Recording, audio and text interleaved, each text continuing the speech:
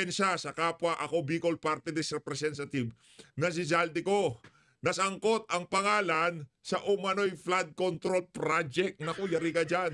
Eto ha, una nang hinimok ni Tiangco si Garbin na huwag ilihis ang issue nang punahin ni Garbin ang pondo ng nabotas sa flood control. Sagot ka rin kasi, kaugnay dun sa flood control ng nabotas. Banatan mo siya, Congressman Toby Tiangco, para wala silang mabanat sa'yo, no?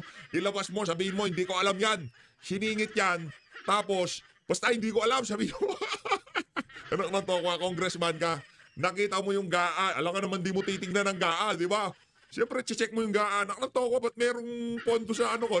Sa distrito ko, di ko naman request to.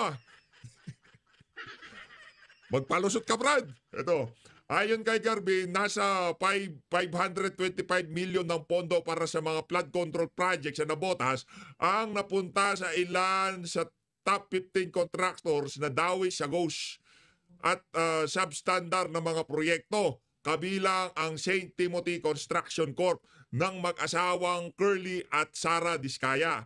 Marami pang matinong congressman, hindi ko lang alam kung bakit isinasakripisyo ang integridad sa institusyon para pagtakpan ang kasalanan ng ilan, patutsada ni Tiangco sa isang pahayag. Ito kasing si si Garbin, understood na yan. Aso yan ni Kayo naman, Congressman Toby Tiangco, wag na ho kayong magtaka. Anak ng toko, maliwanag pa sa sikat ng araw na aso yan ni Hayaan nyo na, ganun talaga buhay, di ba? Kayo naman, wag na tayong maglokohan dito. Yang si Garbin, aso yan ni Zaldico. Lahat ng depensa gagawin yan para maprotektahan yung kanyang amo. Kayo naman, wag na tayong maglokohan dito, okay? Maliwanag pa sa sikat ng araw na yang si Tiangco ay na yang si Garbin, aso yan ni Zaldico. Ano pa bang meron tayo dito? Pasadahan na natin ng dire-diretso itong ating mga breaking news, higa nga. Ito, mga undercard muna tayo. Nako! Siniba ko sa pwesto bilang tagapagsalita ng PNP itong si Pahardo. At ilinagay ho siya sa itinalaga sa Eastern Mindanao. Nako, yari ka dyan, madam. Nasa Eastern Mindanao ka. Kung ako sa'yo, magpakabait ka kasi maraming galit sa'yo dyan sa Mindanao. Naknanto ka, kinakausap ka ni Senator BG, ayaw mo sumagot, Ngayon, diyan ka sa Mindanao magpaliwanag. Ano pa ba meron tayo dito, Ano pa ba meron tayo dito? Ayun! Yan ang gusto ko. Ano ba sabi nitong si Torre? Nick Torre para Senado 2028. Nako. Yan na nga ba sinasabi natin?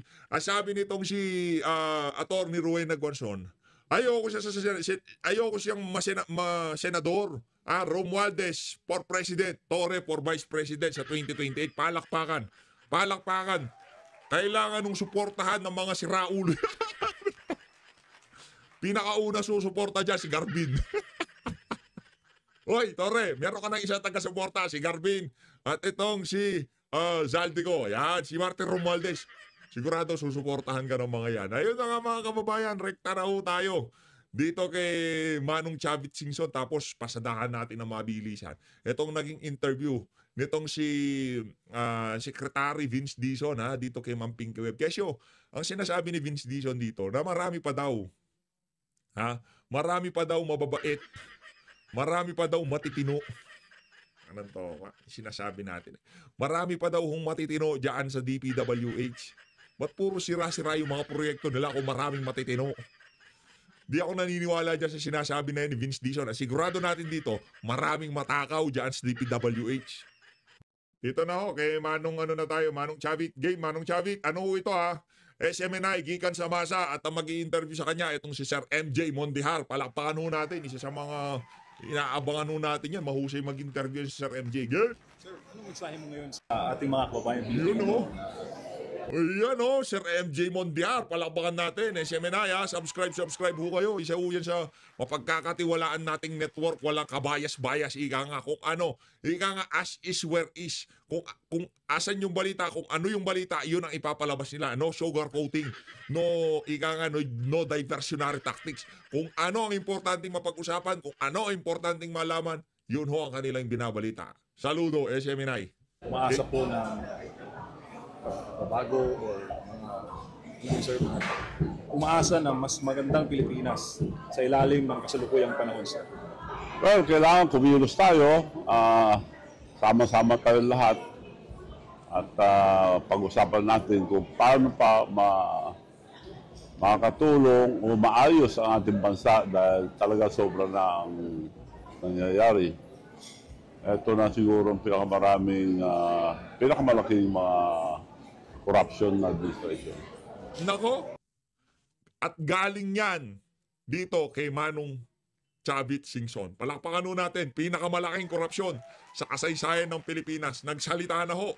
Ha? Itong si Manong Chavit. Pinapakinggan ho yan sa Ilocos. O sa Visayas, sa Mindanao, wala kayong pakialam si Chavit. Kaya dito kay Manong Chavit, pag nagsalita yan, sa Ilocos, sa Norte, pinapakinggan yung mama na yan. Baka akala nyo ha. Pagka sinabi niya, pagka nagsalita yan ng ganyan, merong bigat sa mga mayor, sa mga opisyal ng mga local government official dyan sa Norte, yung mama na yun. Maimpluwensya ho yan. So nararamdaman nyo rin sa yung burden. Ilan kayo nakakakita over the top of the dome sa mga problema ng bayan. Kasi sir, marami talagang Pilipino ang nakakailangan ng tulong ngayon. Oo, talaga maghihirap tayo kung di hintuan to maraming mga graft and corruption, mga kalukuhan ng mga ang batas natin at mga leaders natin. So, nasa mga leaders na natin to. Kung hindi kikilos ang mga leaders natin, tayong kikilos sa baba. Sir, mensahe po ninyo sa mga Pilipino, sir. Ating mga kababayan. Sa ating Narinig mo ba yun, Marcos Jr.? Pagka hindi kumilos ang leader natin, tayo ang kikilos, tayo sa baba. Pero nang kinakabahan, tayo hindi naghihikayat ng kung ano pa mang kaguluhan. Mareresolve ho natin to sa mapayapang kaparaanan, ika nga. Peaceful protest, ika nga, di ba? O, ika nga, ayusin ho natin to sa mapayapang kaparaanan. mga kababayan at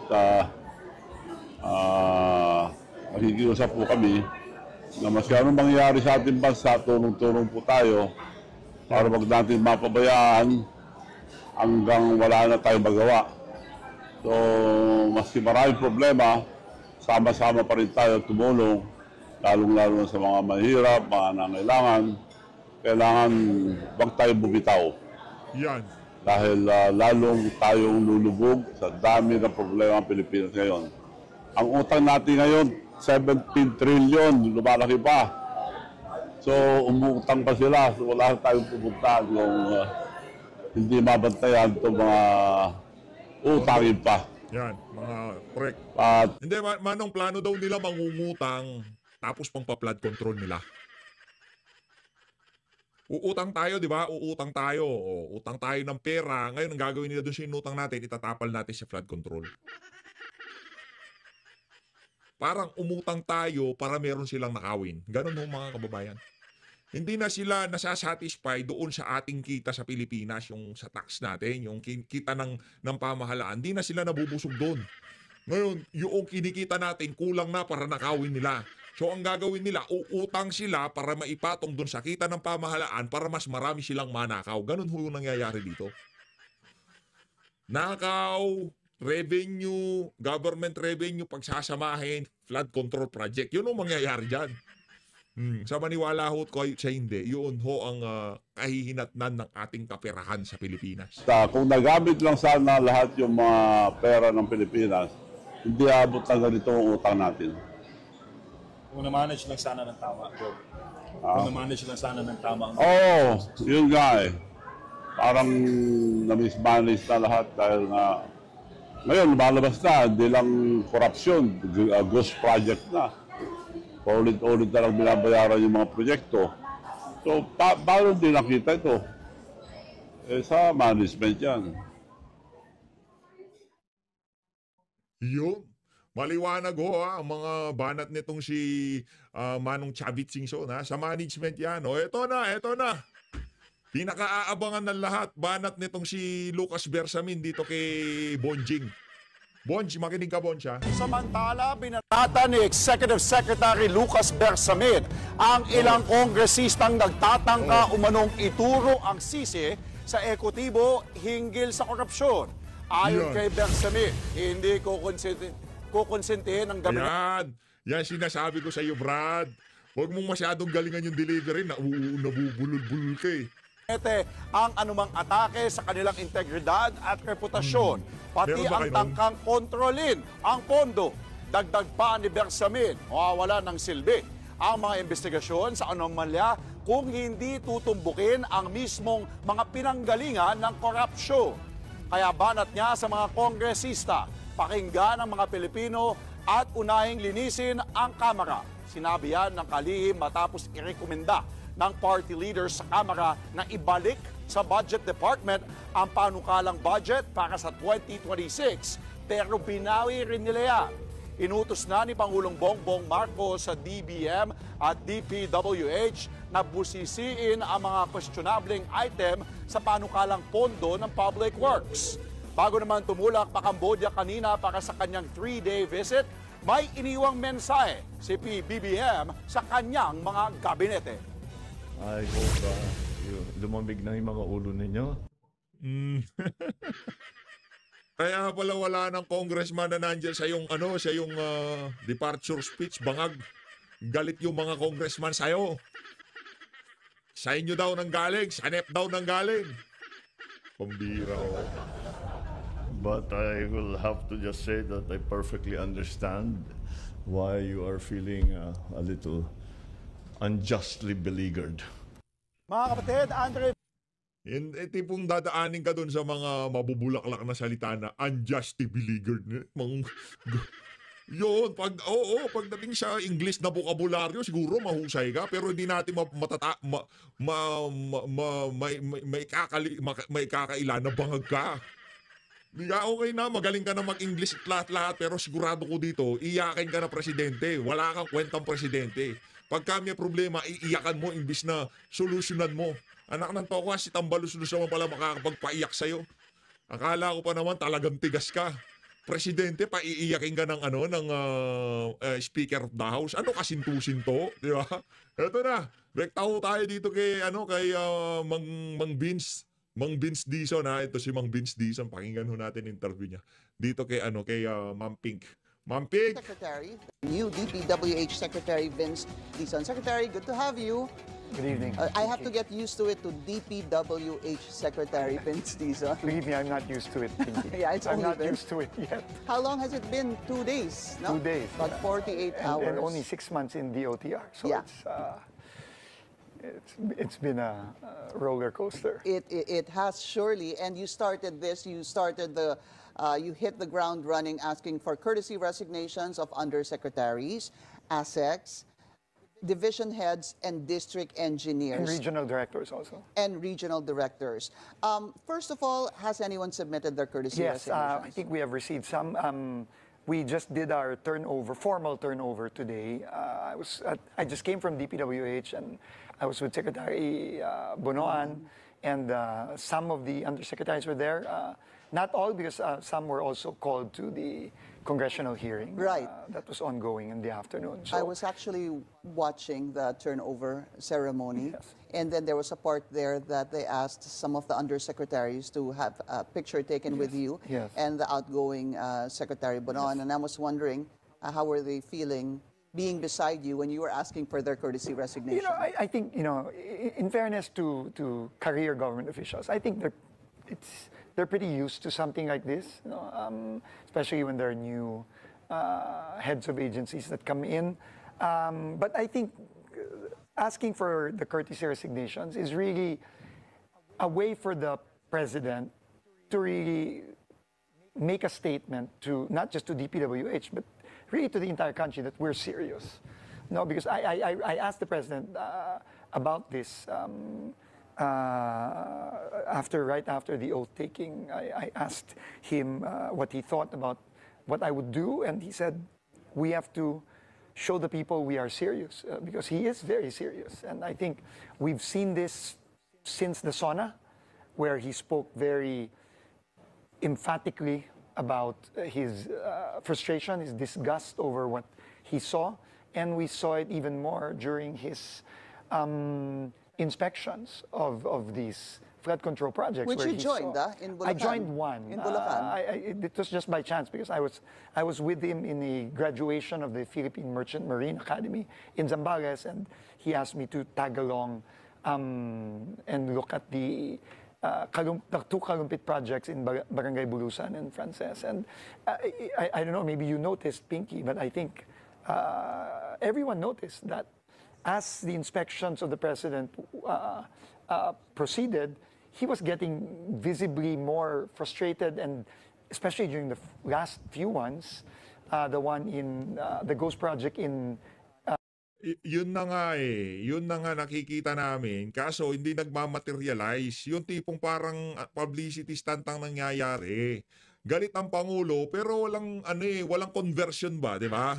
Kasi pagka ikaw nagalit, ikaw ika nga napuno na, merong conversion.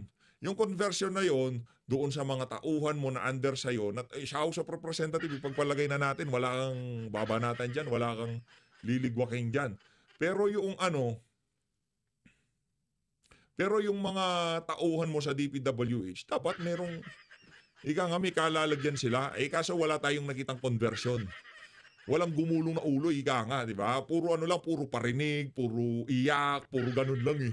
Anak ng toka kung hindi pa dito kay bunuan, kung di pa magre-resign ng Petrang Garapata, di pa tatanggalin. Ganun ka walang bayag ang ating presidente. Kaya wag ko kayong magtaka kung hawak siya sa liig ng kanya asawa. Pambihira, presidente ka na't lahat-lahat, di mo naman kaano-ano yung mga sekretary na yan. Okay, kaibigan mo, pumalya. Sibakin mo, banatan mo, pakulong mo. Anak ng toko, gumawa ka ng kalokohan, presidente ako, di ka na nahiya sa akin, pinagkatiwalaan ka, kulong ka doon. Di ba? Ganun lang naman. Walang conversion na ganun. O, pinsan mo, Speaker of the House, o, gumawa ng kabalbalan, anong gagawin mo? Anak ng toko, pinsan kita, ginawa kita speaker, tapos ganyan, bukas palit na yan. Kaso wala nga bayag, walang conversion nga eh. Puro galit, puro iyak. Anong galit? In Bagiwag and the inspections in Baguio, it was more than frustration. It was already anger that we saw from the president. So, In fact, he said angry. yeah, used the word he is very angry at all of this, and he just told me that you have to clean house. Okay. to clean house. But the courtesy resignation, You have to clean house. You have to clean house, anak ng toka. Sa'yo niya sinabi yun. Ano lang naman yung mga inahawakan mo dyan sa, dyan sa DPWH, mga small time yan eh. Ba't di niya sabihan yung kanyang pinsan, you have to clean house. Diba? Kung merong pananagutan si Saldico, pauwiin mo siya dito. Visit. was that suggestion, did that come from the president, or was that something you thought of? We discussed it. We discussed it as a, All right. just to show not only the DPWH but also the entire country that this is serious, and the president will not stand for it. Secretary, the question now is, how do you sift through who you retain, who you would oust, who you would trust, and who you do not trust? At the end That's of the a very day, difficult question. you're the newbie coming in, such a big... Yes. Pinky, thousands. DPWH is one of the biggest agencies in government, maybe only next to DepEd yeah. and the others, and maybe DOTR. No, tingin ko mas malaki ang DPWH. DOTR kasi marami siyang ahensya. Yes, ang Sumasama siya DOTR kasi and it's I think it by no means is DOTR an easy agency to manage, but because it's quite decentralized. You have LTO, LTFRB, CAAP, PPA. DPWH is one big giant centralized agency. I think that is the challenge. But I think that's a very difficult question, and I will need help this is why I've asked for help from former DPWH secretaries. I've already been in touch with Senator Mark Villar, former the DPWH secretary during the previous administration, and unfortunately, I'm quite close to former DPWH Secretary Ping Babes. De Jesus, Okay. who's a fellow Kapampangan, and I'm also close to former Secretary Babe Sigsons. In fact, I'm meeting them over the weekend. We're having breakfast. All three of you, No, or just only the two? only Secretary Ping and Secretary Babes, and then I'm meeting Secretary Villar sometime next week as well. So I think what I want to ask from them is, number one, who are the people who are still there that they feel can help in this massive wave of reform that the president wants to happen in DPWH?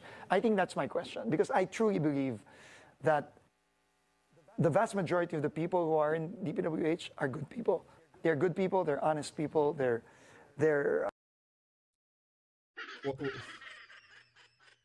I-address muna natin, tanggapin natin siya. At di ba lagi ko sinasabi yan, kung may problema, huwag nating i-sugarcoat.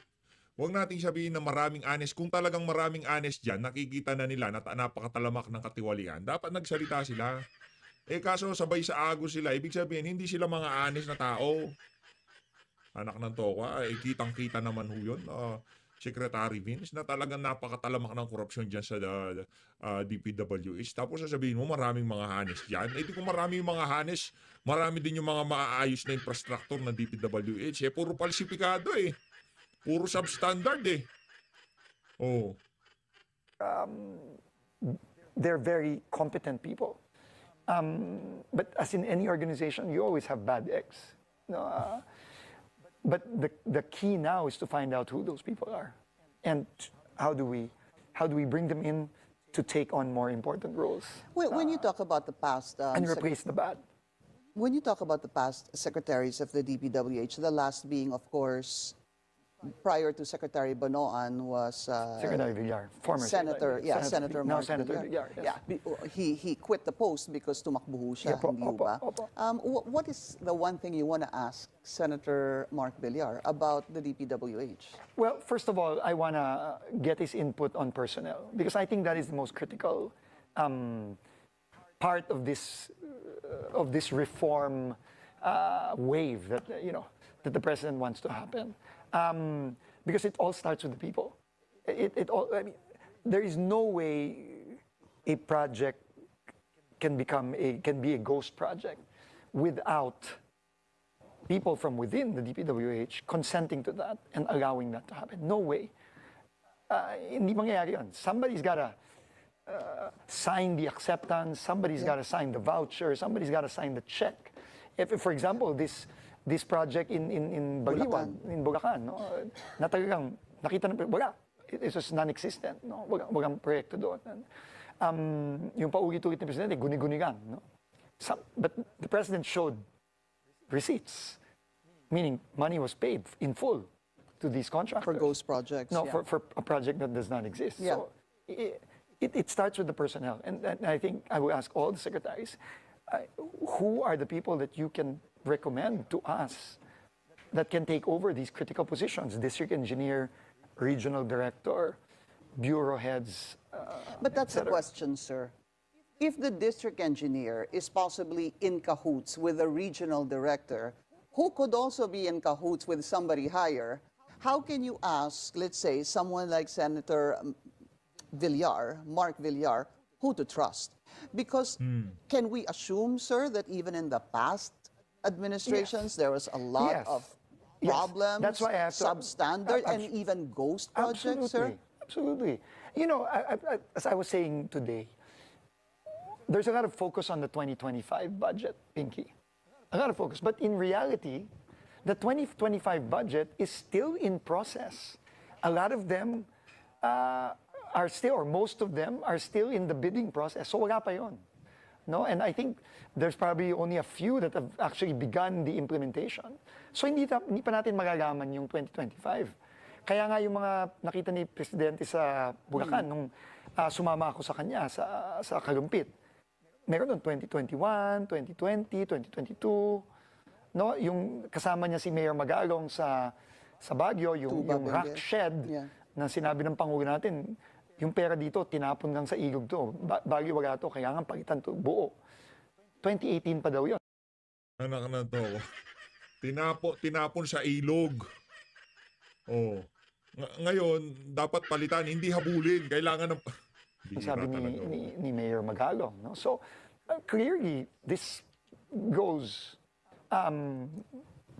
several years back. But that's Ingat, why ingat, I have ha? to talk Sec Vince, ingat ho kayo. Baka mahirap na kasi, mahirap na eh. Ang pinag-uusapan ho kasi natin dito, walang problema, kalkalin natin yan, yung mga nangyari noong mga 2016 hanggang 2022. Wala tayong problema dyan.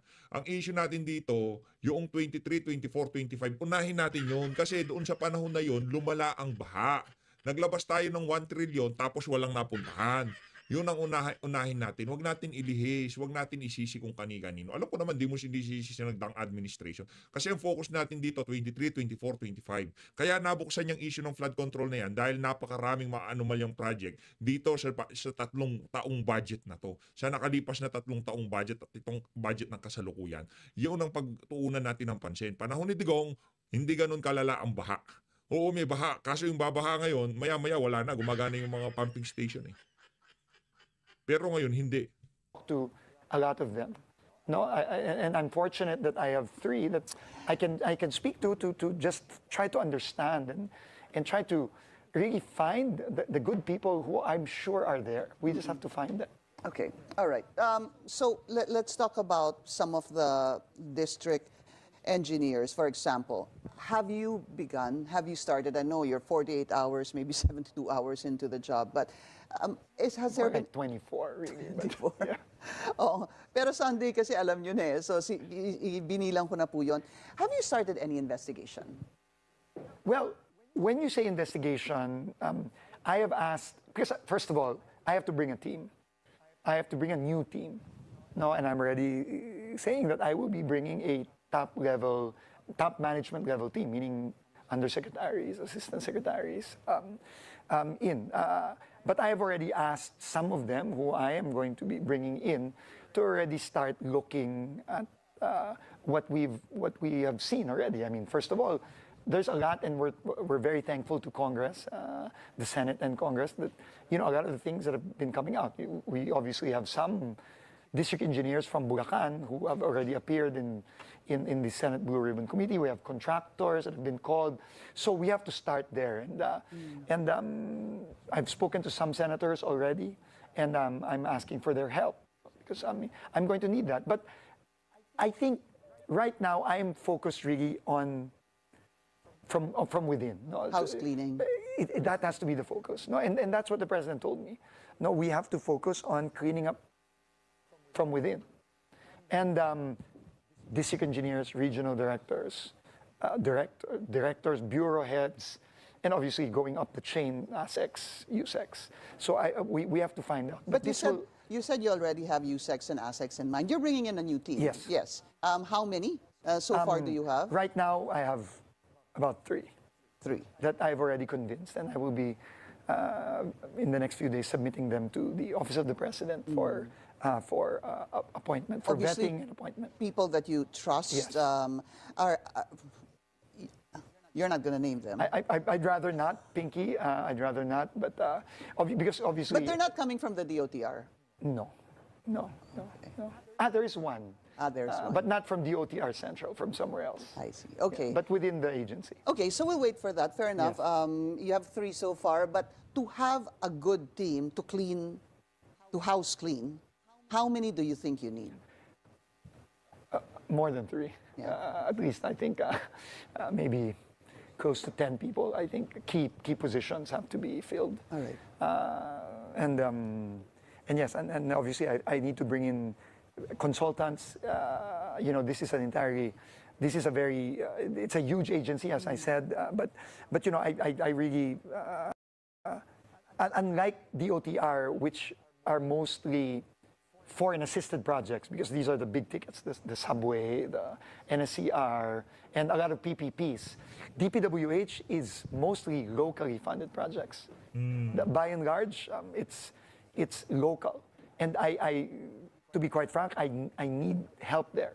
I need people who understand those types of projects because I'm more exposed to the big ticket flagship Projects, foreign no? funded projects and PPPs. Yeah. I want to go back to what you were saying about house cleaning and that some of the budget are still going to be possibly be bidded out for 2025. Di ho ba? That's what you said a Yes. while ago. Yes. How are you going to assure now the public that whatever is bidded out, doon po sa natitirang pera, funding for 2025, will be, number one, a legitimate bid, number two, a contractor that will not use substandard materials, and number three, that they will not, siguro malabo na yung ghost, matatakot na po sila sa ghost ngayon, pero baka yung substandard at Substandard, yung correct. rigging ng bidding, how can you assure us that this won't happen? First of all, I think I will need to put a pause to the current procurement. That's, I think, that just is the, I think, the right thing to do. Knowing everything that has happened already, we have to pause that. Okay. And we have to quickly, but we cannot pause it too long because these projects are, most of them are legitimate projects that need to be built. Okay. And we're already so far behind a lot of these projects that we have to do things quickly. So, but we need to pause it because I think we need to, first of all, I need to see what the rules of procurement are in DPWH. I need to look at the bids and awards committees that are there. Ilan ba sila? No, sino ba sila? That's very important. Very important. No, very important. Yung back. And ano yung proseso? No? Ano yung proseso nila dyan? No? Well- I have to find that out. So we have to pause, we have to review, and if we see something that we feel is not right, we have to revise those procedures. But you got to do it fast. But no? we have to do it fast because these projects, I mean, need building. You know, they need to be built. Will you allow multiple contractors bidding for the same project that could be connected to one family? I'll name it. For example, sir, the PCIJ already came out with a report that there is about, well, the Discaya Link companies bagged about 31 billion Yes. pesos from 2022 to 2025. This is based on the Sumbong 31 billion pesos. Pambihira. Itong mga kumpanya ng mga Diskaya, 31 billion. Wala namang kwenta yun eh. Kakarampot lang yun dun sa 1 trillion. Eh. sa Pangulo website. And then that coming in second place is the call-link companies bagging 15.7 billion pesos. Ito po yung sa call-link company. So the question is, during the Senate investigation, napaamin po ng, I think Yes, it's I saw Senator Jinggoy, Yes. I think, napaamin po niya si Sara Diskaya na multiple companies that they own Bidding for the same project. actually bid for the same project. Is that going to be allowed? No, no way. That's collusion. Pinky, that's not allowed under our laws. Hindi pwede yun. Yun. Yun ang moro-moro o biding-bidingan. Kasi sika-sika naglalaban, hindi totoong bidding yun, hindi ba? So that should never be allowed. How about a contractor who has a company that will bid and yung pong kapatid niya may ibang construction company, gusto din magbid? It's the same. At yung pinsan po nung papayagan niyo ho It's ba the yun? same. No, hindi dapat. So up to what degree ang Well, we will ipagbabawal have to look ninyo? at the laws. No, we will have to look at the what is allowed, what is not allowed. Pero to me, lokohan yun eh. Lokohan yun eh. And it cannot be. Okay. And the problem is, and the president has said this. You know, I mean, this has to end. Enough is enough. You know, so that cannot be allowed. All right. And that's why we need to pause. The 15 companies that the president named who are touted to be the top 15 contractors in the website of the Sumbong sa Pangulo, have you looked into them, the top 15 at least for now, sir? Kasi ang dami naman Yes. po niyan talaga. We're starting to look already, and again, thankful for the Senate investigations and now the House investigations. You know, we are getting, because that's public record. We're getting the information, we're getting the evidence, at least from what we see, and that points us in hopefully in the right direction. Are you looking at blacklisting any of Yes. these 15? Well, again, I said it no, in the first briefing I had yesterday. To me, if it's a ghost project, that is automatic. It's automatic. And that's, I think, what we're going to focus on in the next couple of weeks. Because, and I know I've gotten reports of anywhere